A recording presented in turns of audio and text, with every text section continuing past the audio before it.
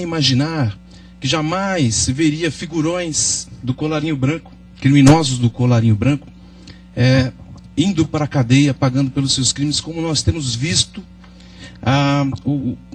por obra, pelo excelente trabalho, claro, de muitas pessoas, mas dentre elas, a Justiça Federal brasileira está de parabéns. Queremos homenagear aqui excelentíssimo doutor promotor de Justiça, doutor Gustavo Torres, parabenizá-lo também pelo excelente trabalho que vem desenvolvendo aqui junto conosco, para que todos possamos conquistar a verdadeira justiça. A verdadeira justiça consiste em aplicar a lei na medida certa, sem deixar que a emoção nos contamine para cometer excessos. Excessos não são bem-vindos. O Ministério Público Federal, aqui na pessoa do Dr. Gustavo e da doutora Heloísa Torres, Heloísa Barreto, me perdoe, estão de parabéns. Vem também conduzindo o seu trabalho de uma forma elegante, firme, leal, e de modo que nós temos aqui render justas homenagens a vossas excelências. Parabéns. Queremos homenagear a todos os servidores da Justiça Federal que estão contribuindo decisivamente para que esse trabalho, esse julgamento aconteça de uma forma tão bem organizada, tão segura, onde todos estão se sentindo aqui de forma confortável e muito seguros de estarmos fazendo uma boa justiça. Parabéns pelos servidores da Justiça Federal, sejam os analistas, os técnicos, os oficiais de justiça e os demais auxiliares. Rendemos nossas homenagens, lamentamos profundamente perante a família Galbetti, que está aqui presente em número significativo, pelo ocorrido. É importante vossas excelências estarem aqui também para comprovar o trabalho da justiça, o trabalho sério da justiça, e também que a justiça seja feita. Esse é o nosso desejo. Agradecemos também a presença do público presente.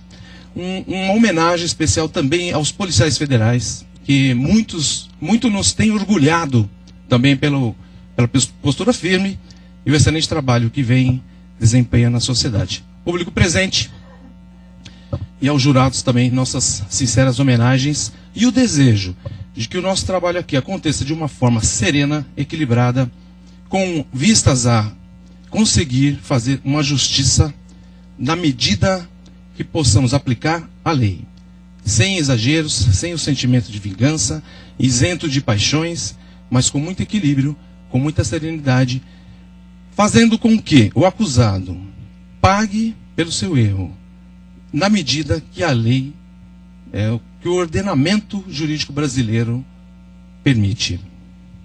Esqueci alguém, doutor Melo? Então, muito obrigado a todos.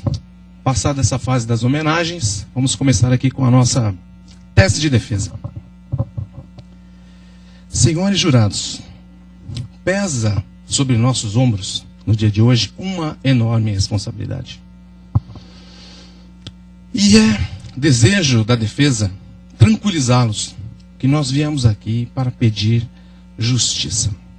Viemos aqui para pedir que o acusado, o senhor José Correia Neto, que está aqui ao nosso lado, seja efetivamente punido pelo que ele fez.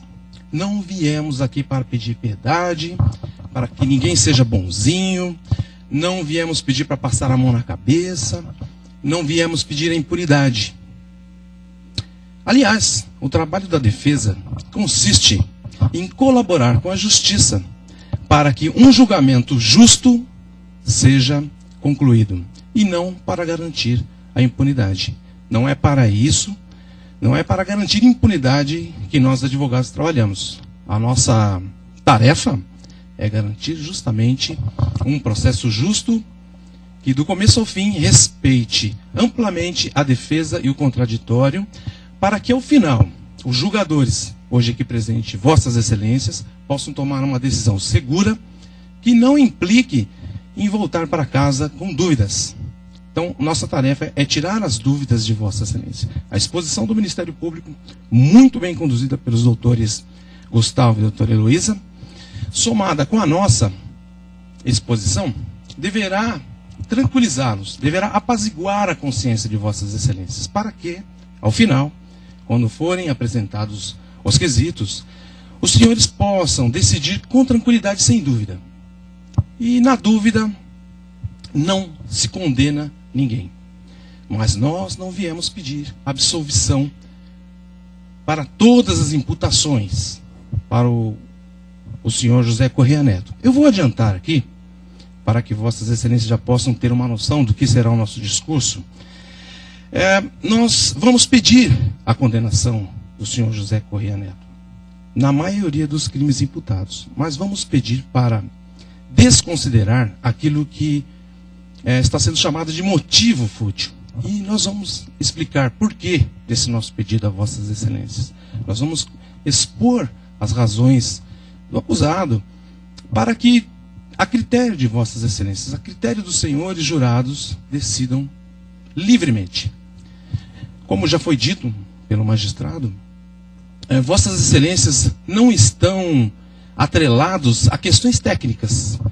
O julgamento do júri popular, ele é com base no sentimento do coração, no sentimento da consciência, naquilo que a consciência indicar.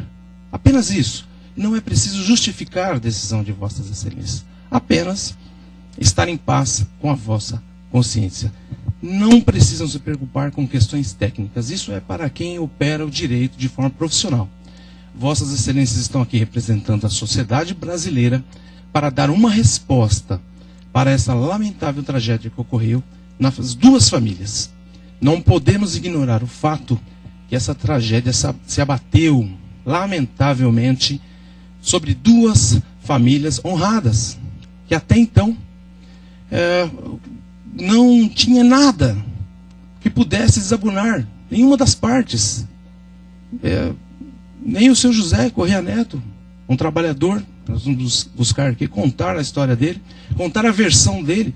Vamos falar por ele, para que vossas excelências conheçam melhor o seu José Correia Neto e também possam entender por que aconteceu isso. O que levou o seu José Correia Neto a cometer um ato tão violento, indesejável, que terminou com a morte da doutora Célia Maria. Isso precisa ficar claro para todos nós, para que a gente chegue a um momento com segurança e certeza para decidir. É importante entender aqui alguns passos que nós vamos delinear. Muito bem.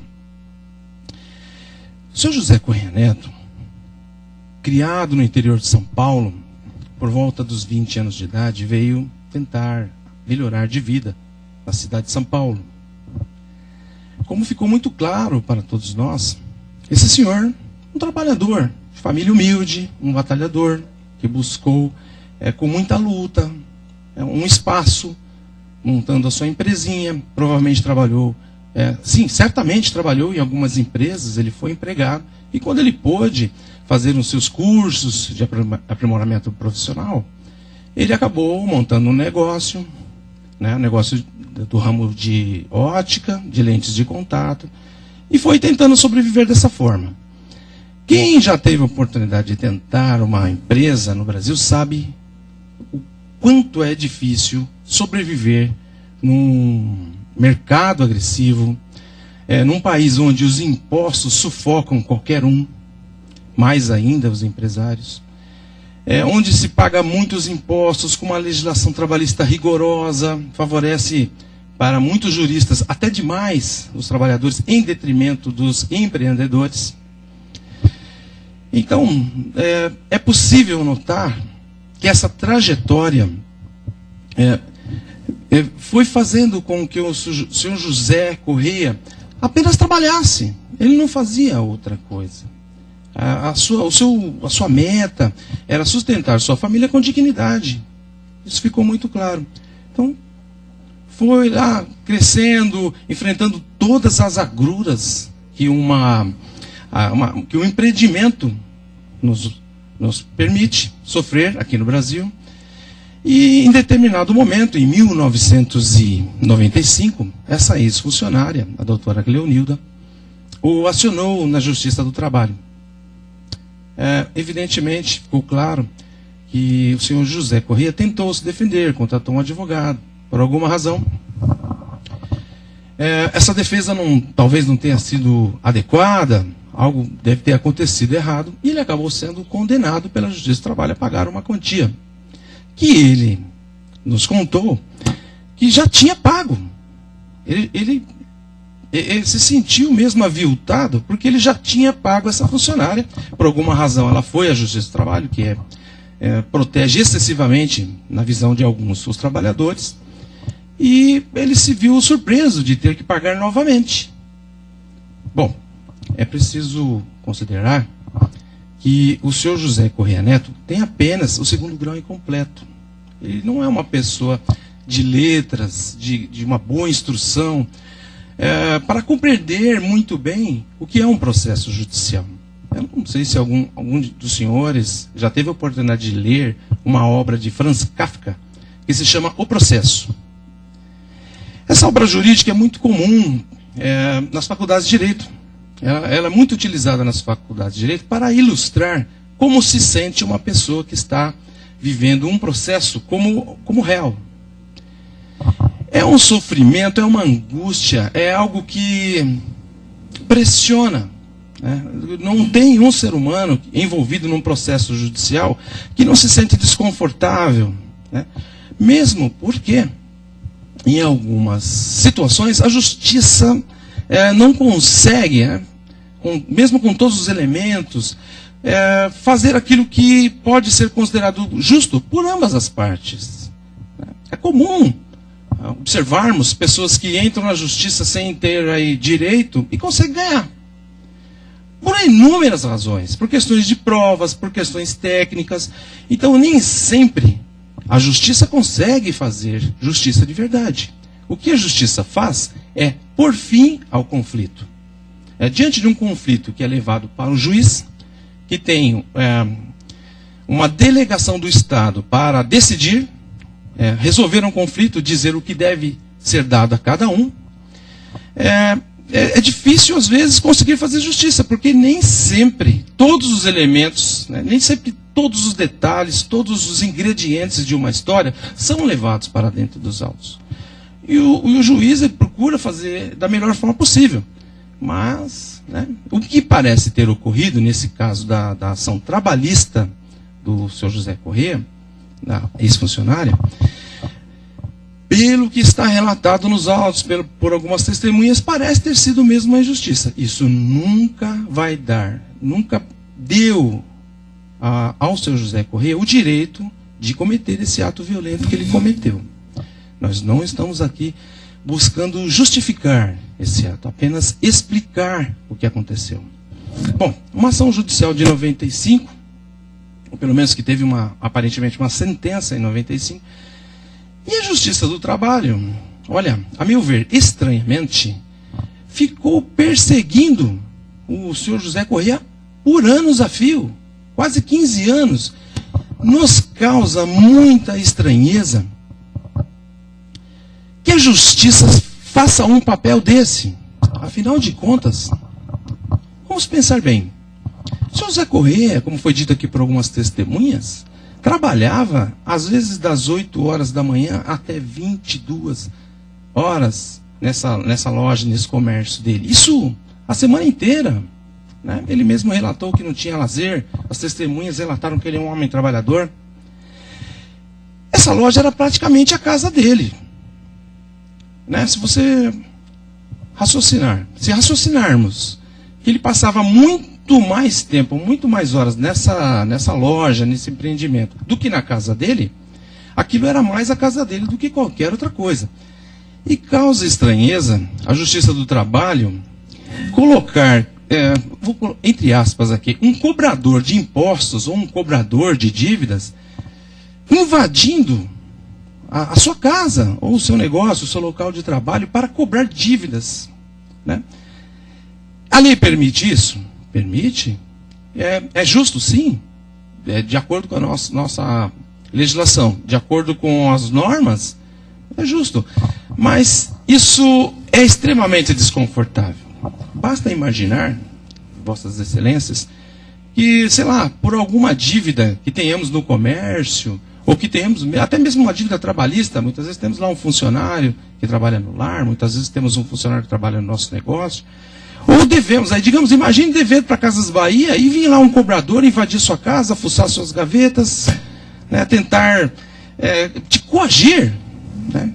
Quem, por mais que a pessoa seja equilibrada, por mais que a pessoa seja instruída, quem se sente confortável com uma situação dessa? Né?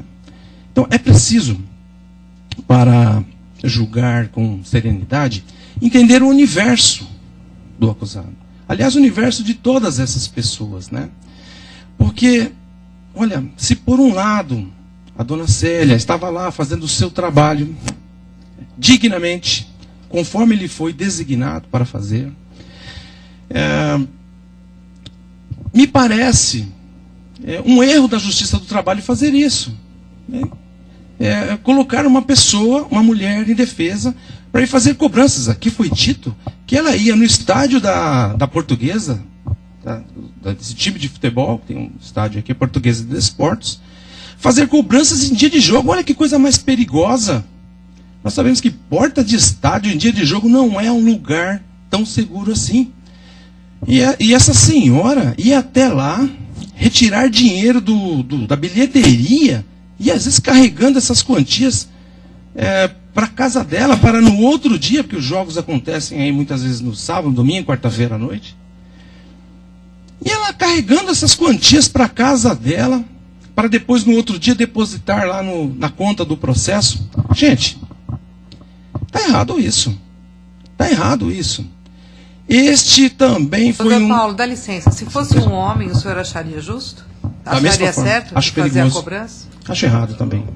O senhor está achando, então, que ela quase contribuiu para a morte dela? Doutor, Eu não concluí meu raciocínio, doutor Está Gustavo. pedindo uma parte, o doutor concede a parte? Sim, perfeitamente. Então, pode.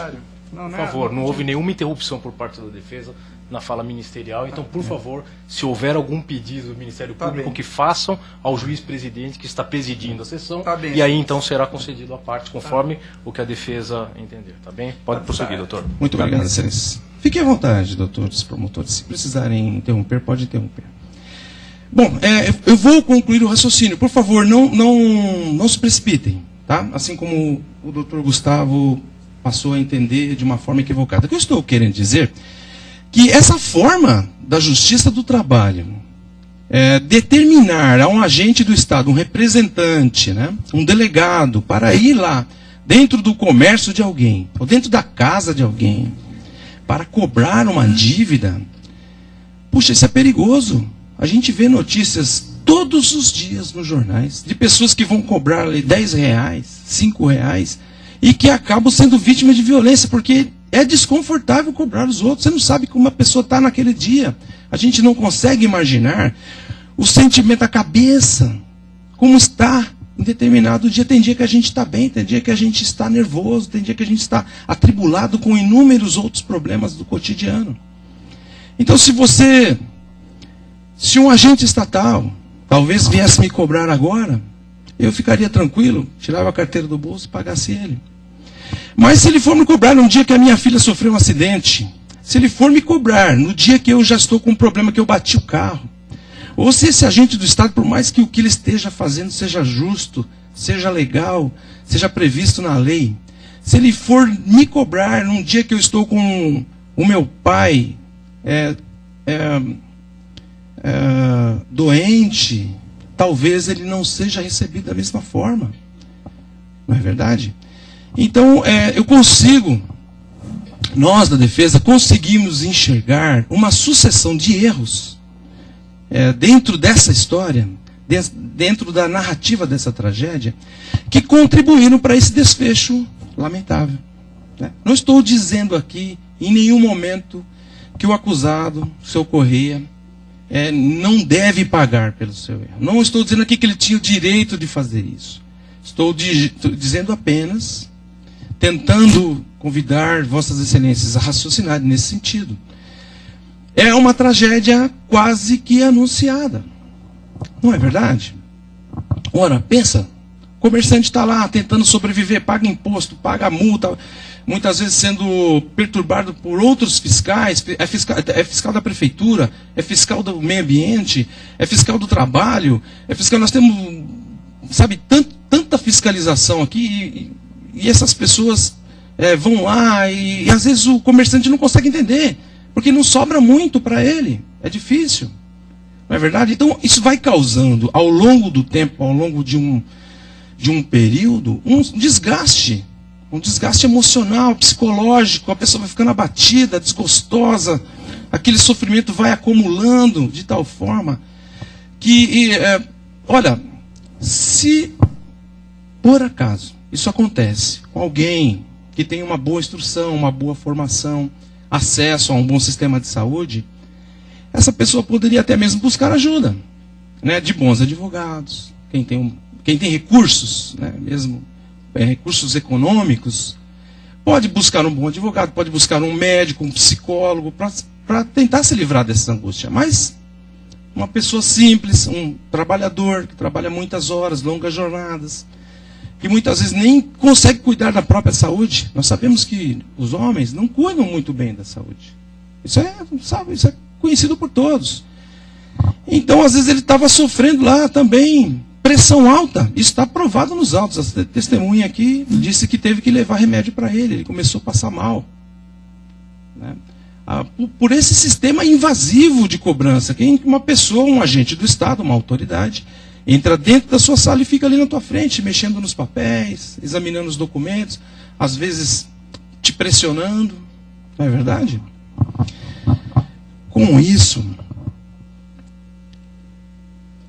nós acabamos facilitando, nós que eu digo é o sistema, acabamos facilitando para a ocorrência de essa e outras tragédias. Outras poderão acontecer se isso não for modificado. Não é razoável, inclusive é previsto em lei, é excesso de exação cobrar alguém de modo vexatório, de modo constrangedor, porque isso, ninguém gosta de ser cobrado, mesmo quando a gente deve, né? Na cabeça dele,